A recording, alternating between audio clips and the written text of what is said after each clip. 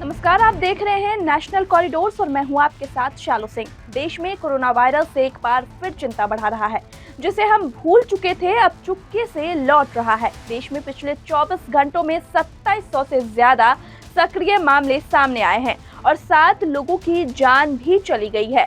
केरल, महाराष्ट्र और दिल्ली में हालात सबसे ज्यादा चिंताजनक है। केंद्रीय स्वास्थ्य मंत्रालय ने ताजा आंकड़ों के मुताबिक देश में कोरोना के सक्रिय मामले अब 2700 के पार पहुंच गए हैं। केरल में सबसे ज्यादा 1147 मामले दर्ज किए गए हैं, जबकि महाराष्ट्र में 424 और दिल्ली में 294 मरीज सामने आए हैं। गुजरात में 223 मरीज मिल चुके हैं। कर्नाटक और तमिलनाडु में 148 केस दर्ज किए गए हैं, जबकि पश्चिम बंगाल में 116 मामले दर्ज किए गए हैं। वहीं यूपी में 42 एक्टिव केस है। देश में किस राज्य में कितने कोरोना एक्टिव केस है? Kerala 1147 case, Maharashtra 424 case, Delhi 294 case, Gujarat 223 case, Karnataka Tamil Nadu 148 case, Paschim Bangal 116 case, Rajasthan 51 case, UP 42 case. बीते 24 घंटों में 7 मौतों ने चिंता बढ़ा दी है, जिनमें महाराष्ट्र में 4, केरल में 2 और कर्नाटक में 1 मौत शामिल है। दिल्ली में भी एक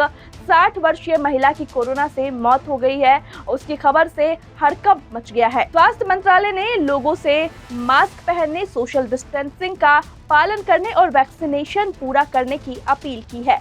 खासकर बुजुर्गों और पहले से बीमार लोगों को ज्यादा सावधानी बरतने की सलाह दी गई है। अब वहीं आपको बता दें कि स्वास्थ्य सचिव पुण्या सलीला श्रीवास्तव ने 29 मई को सभी राज्यों के मुख्य सचिवों और केंद्र शासित प्रदेशों के प्रशासकों को एक पत्र लिखा है। पत्र में राज्यों और केंद्र शासित प्रदेशों को अस्पतालों की तैयारी जांचने के लिए कहा है।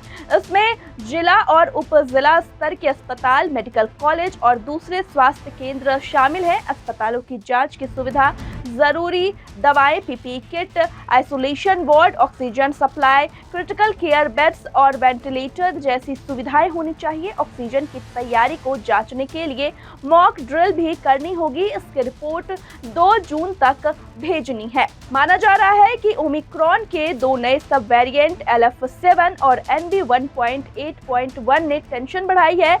कोरोना केसों में अचानक हुई इस वृद्धि के लिए इन्हीं 2 वेरिएंट को जिम्मेदार बताया जा रहा है। हालांकि JN1 अभी भी प्रमुख वेरिएंट बना हुआ है। अब तक WHO ने LF7 या NB 1.8.1 को चिंताजनक वेरिएंट के रूप में क्लासिफाइड नहीं किया है। हालांकि स्वास्थ्य मंत्रालय ने कहा है कि कोरोना के अधिकांश मामले हल्के हैं और घबराने की कोई जरूरत नहीं है। एक्सपर्ट ने सुझाव दिया है कि नए वेरिएंट में कुछ हद तक प्रतिरक्षा से बचने की क्षमता हो सकती है, लेकिन इस बात का कोई सबूत नहीं है कि वो लंबे समय तक गंभीर संक्रमण का कारण बन सकते हैं। इसके लक्षण काफी हद तक सामान्य फ्लू जैसे ही हैं।